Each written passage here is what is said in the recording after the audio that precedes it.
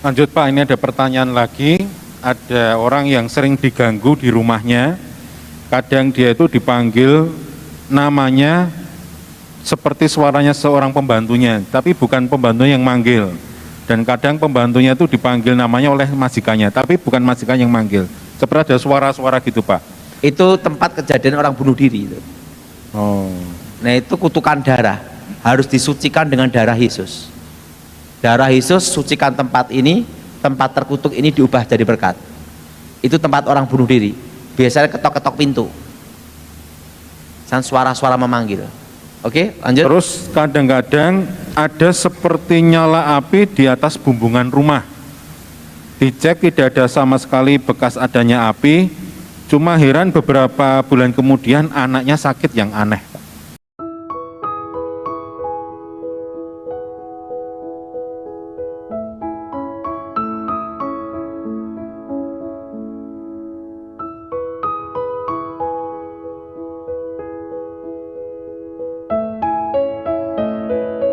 Menjamah hati kami semua untuk dapat hikmat marifat dari Engkau ya Tuhan, dan namamu dimuliakan demi nama Yesus Hamasyah yang berkatakan amin.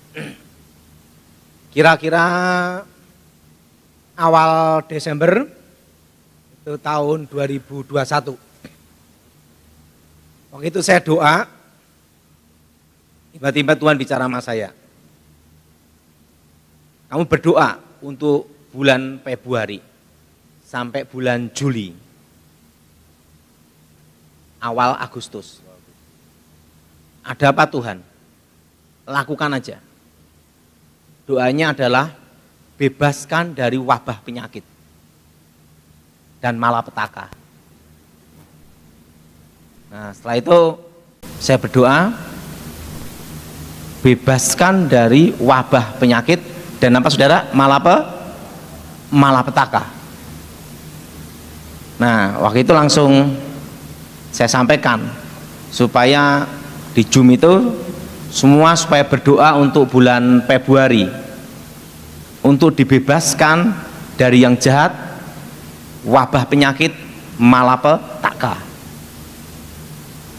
Dan di situ juga Tuhan beritahu saya, aku mengutus malaikat maut lagi. Wah kaget saya. Tuhan, aku mohon jangan kau utus malaikat maut, karena saya sudah banyak kehilangan orang-orang yang paling dekat dengan saya.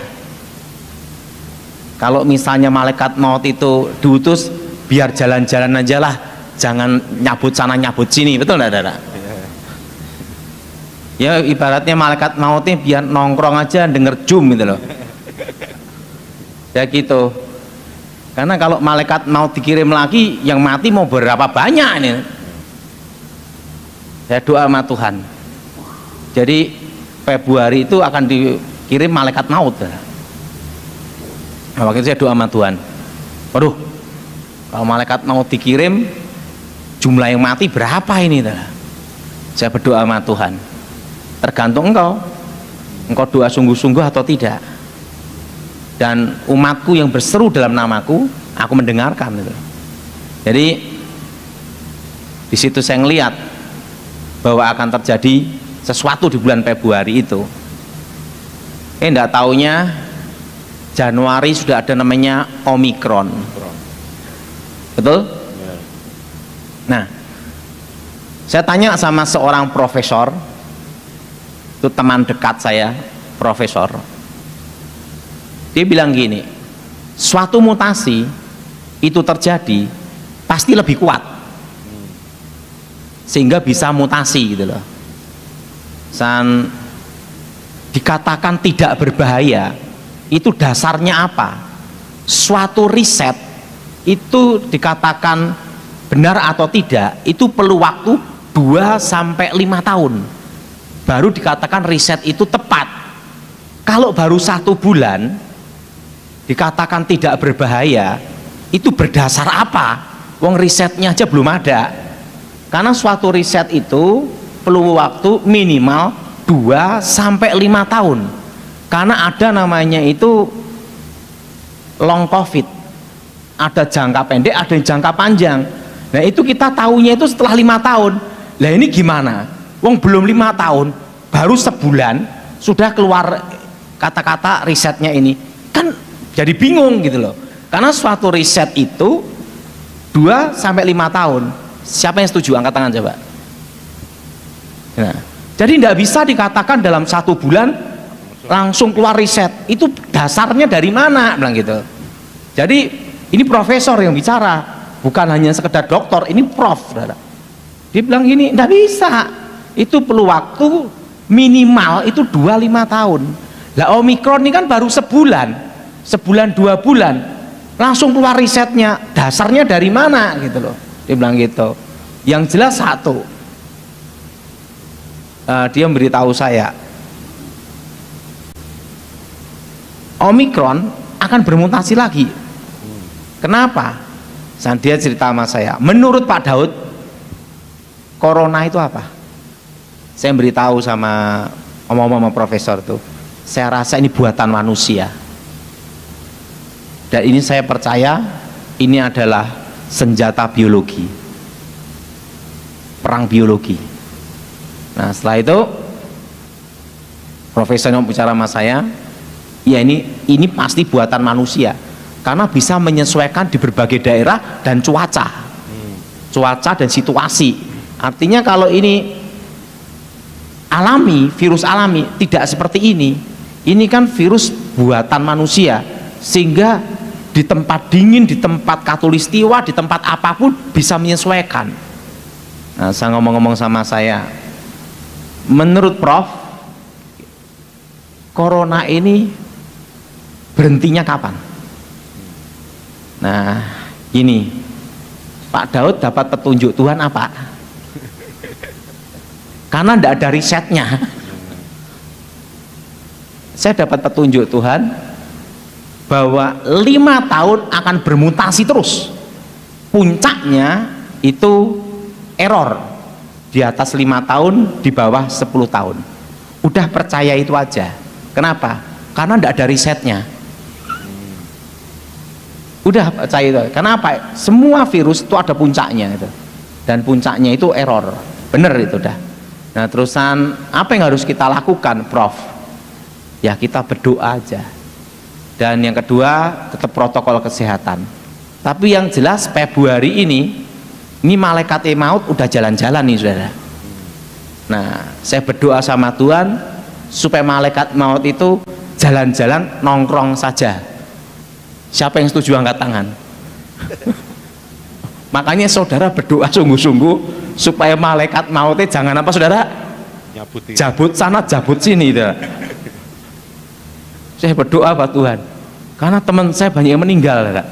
Terusan Tuhan tergantung doa kamu. Jadi malaikat maut ini jalan sampai bulan Februari sampai Juli saudara. Makanya saya berdoa sama Tuhan, Tuhan supaya jangan mencabut nyawa lah. Nah jadi saudara, kita ini nanti akan ada suatu masalah ya setelah corona ini. Tahun ini kita belajar normal. Tahun ini kita belajar normal. Corona ini akan berdampingan dengan kita. Tapi yang jelas ini akan berdampak dalam inflasi. Nah, kalau saudara pikirkan, Amerika aja inflasi itu 7%. Betul? Berapa persen saudara? 7%. Amerika itu inflasi 7%. Rata-rata utang setiap negara itu berupa dolar. Betul? Betul? Betul? Betul Pak. Betul? Kalau Amerika saja inflasi 7%, nah Indonesia gimana? Malaysia gimana? Singapura gimana? Thailand gimana? Nah, suatu inflasi, saya bicara sama kawan saya ahli ekonomi lulusan UI yang terbaik ya, dia memberitahu saya kalau mau lihat inflasi yang sebenarnya itu harus dipisahkan harta yang bergerak dan tidak bergerak. Harta bergerak dan tidak bergerak. Kalau harta tidak bergerak dihitung sebagai standar digabung dengan ini susah. Karena apa? Tak bergerak, kayak properti tidak bergerak. Misalnya gedung mangkrak ditulis sekian, tidak bisa. Nah, suatu inflasi itu dilihat dari yang bergerak. Karena itu konsumsi setiap hari. Nah, yang setuju angkat tangan coba. Ya. Jadi suatu inflasi itu dilihat, ini kawan saya, dari yang bergerak, bukan yang tak bergerak. Kalau tak bergerak itu ya itu aja. Nah, gedung mangkrak ditulis ini ya susah katanya. Digabung jadi satu, ya angkanya ya kecil lah orang itu. Karena dihitung tak bergeraknya. Tapi harus dipisahkan bergerak dan tak bergerak. Nah, disitulah kita akan lihat berapa inflasi yang sebenarnya. Dan waktu itu ada yang ngomong sama saya bahwa karena corona ini tahun 2020 2021 karena terjadi PSBB dan PPKM itu inflasi itu tertunda. Karena setiap tahun itu Indonesia itu ada inflasi. Nah, karena ada PPKM dia bilang gitu, setelah itu PSBB itu inflasi tertunda.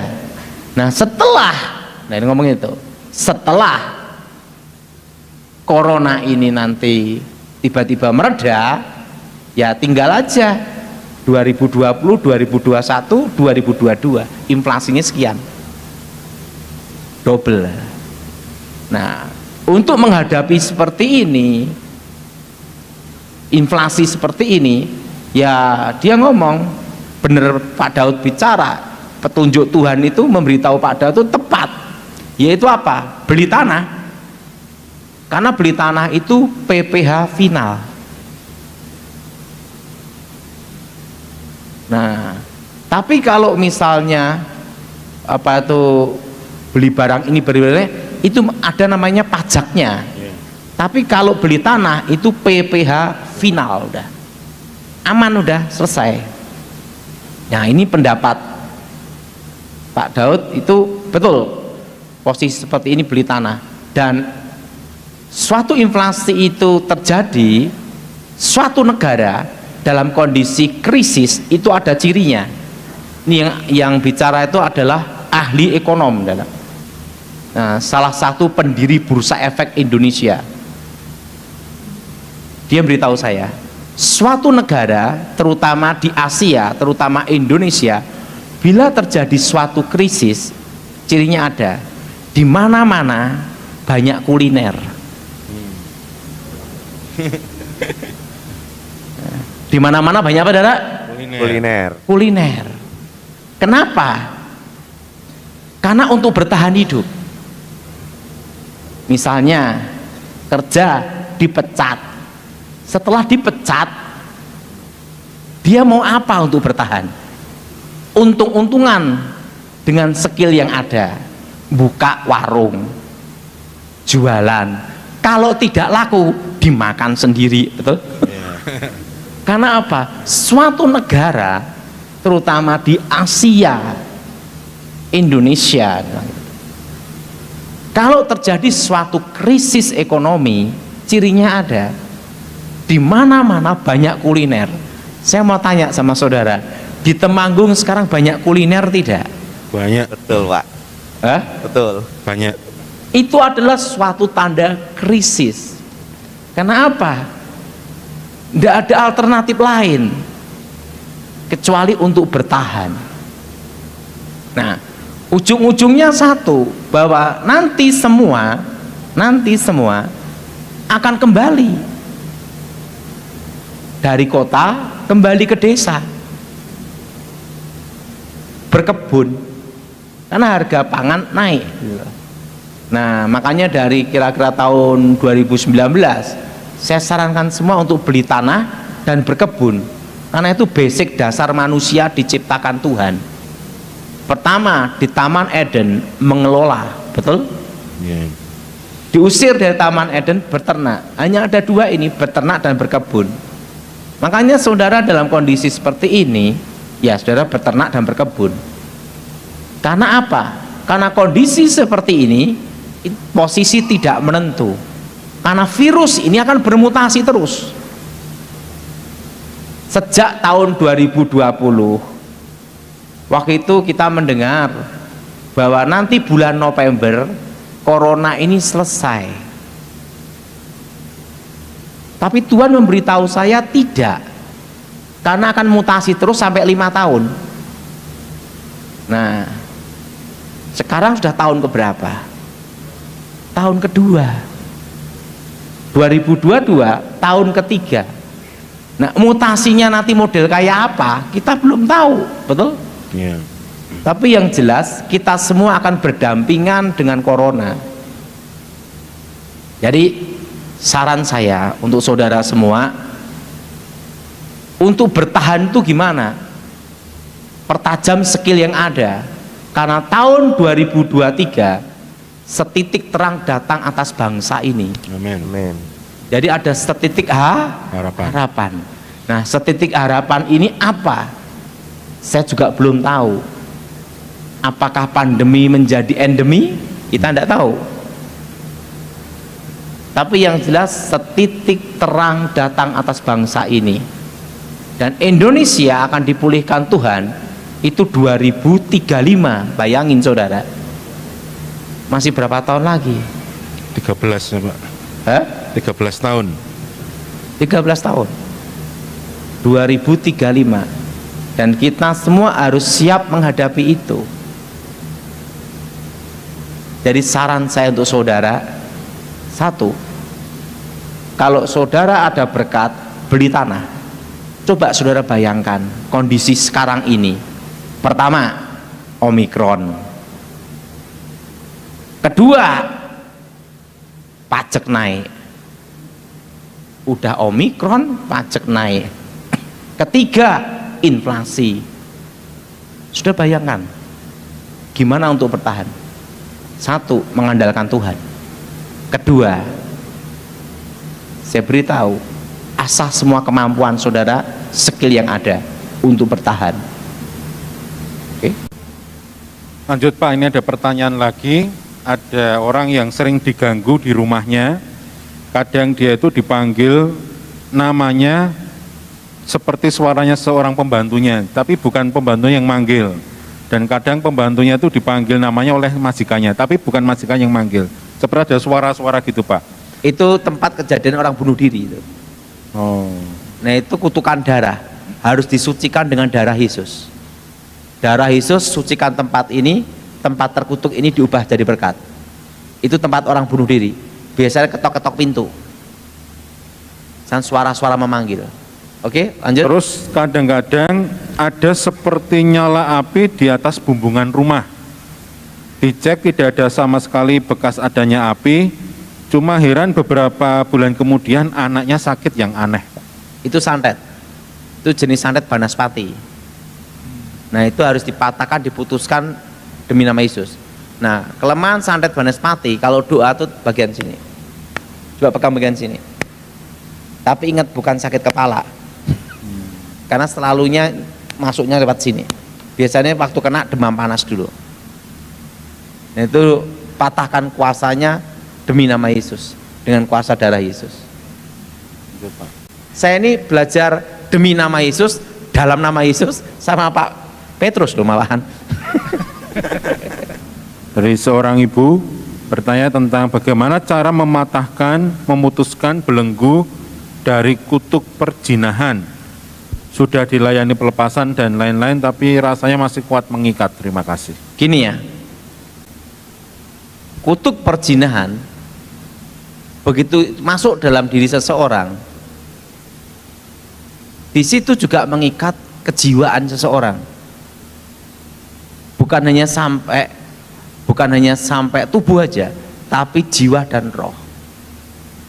Nah, setelah ikatan kutuknya dilepas, itu perlu perbaikan karakter. Jiwa seseorang itu tidak hanya perlu setahun 2 tahun, dan itu perlu perjuangan 5 sampai 10 tahun. Setan itu ngerusak. Waktu diperbaikin, dipulihkan, itu perlu waktu yang lama. Karena itu sudah menyatu, perlu proses. Nah, jadi untuk orang yang terikat seperti ini, itu perlu waktu untuk memulihkan. Dan itu tidak hanya perlu waktu sebentar. Setannya keluar, kutuknya lepas, tapi kejiwaannya perlu dibimbing. Makanya saya sarankan, kalau engkau ada kutuk perjinahan, bertobat lepas. Jangan punya pembantu yang cantik. Cari aja yang gini. Lihat aja nek dah gitu ya. Udah pasti lolos, betul? Ada kisah nyata ini. Gimana Pak?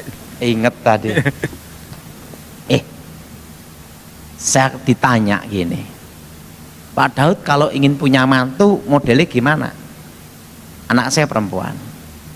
Pertama cinta Tuhan, kedua yang mau kerja, tidak harus kaya. Kenapa? Karena ada suatu kisah nyata tentang orang ingin dapat anak orang kaya. Ini kisahnya. Zaman dulu kan ada bintang film namanya Rahmat Kartolo, pasti enggak? Yeah. Pemuda ini wajahnya ganteng seperti Rahmat Kartolo dan dia hobi gitar. Wah, cewek-cewek kelepek-kelepek, banyak digandrungi cewek-cewek. Tapi dia ingin ada perubahan hidup. Ada anak perempuan, anak tunggal, anak orang kaya, tapi giginya gini, dijamin sariawan gitu loh. Tetapi anak tunggal, anak orang kaya. Ini digandrungi cewek-cewek deh. Karena anak orang kaya. Udahlah cince-cince, penting dapat anak orang kaya. Pemuda ganteng ini dapat anak orang kaya, pas 1 minggu bangkrut, hanya dapat. Makanya you kalau menikah jangan cari orang kaya, nanti bisa nyesel. Betul? Betul? Nah, apa yang terjadi? Kan gini, kan gini. Saking malunya dia itu tidak mau bawa istrinya ke tempat acara pernikahan, acara rapat perusahaan. Kan dia kerja di pabrik ya, kerja di pabrik, enggak mau, saking malunya. Dia di pegawai di pekerjaannya, dia di pabrik tekstil gitu loh, kan sering ada meeting bapak, enggak mau ngajak istrinya, malu. Kalau dia jalan gini, istrinya gini. Anaknya 3. Suatu kali dia bertobat. Waktu bertobat, saya tanya sama dia, doamu minta apa? Saya bantu doa. Daud, aku hanya minta satu dalam hidup saya, gimana gigi istri saya itu bisa copot. Kenapa? Giginya dicopot dokter enggak bisa. Kenapa? Karena giginya ini gini, itu masuk ke gusi. Jadi kalau dicabut itu bahaya, bisa terjadi peradangan gitu loh. Dokternya tidak berani nyabut karena giginya gini, masuk gini. Bapak ini berdoa bertahun-tahun. Nah, ingat jawaban Tuhan itu beda dengan jawaban kita. Ibu ini naik sepeda ontel, jalanin jojlok gini, ribet blong, ganjel, jengkelit. Begitu jengkelit jatuh gini, giginya ini kena aspal, tok, rontok. Ingat, Tuhan menjawab lewat apa? Aspal. Dan apa yang terjadi? Ibu ini nangis, hilang giginya semua. Suami ngomong, doaku dijawab Tuhan.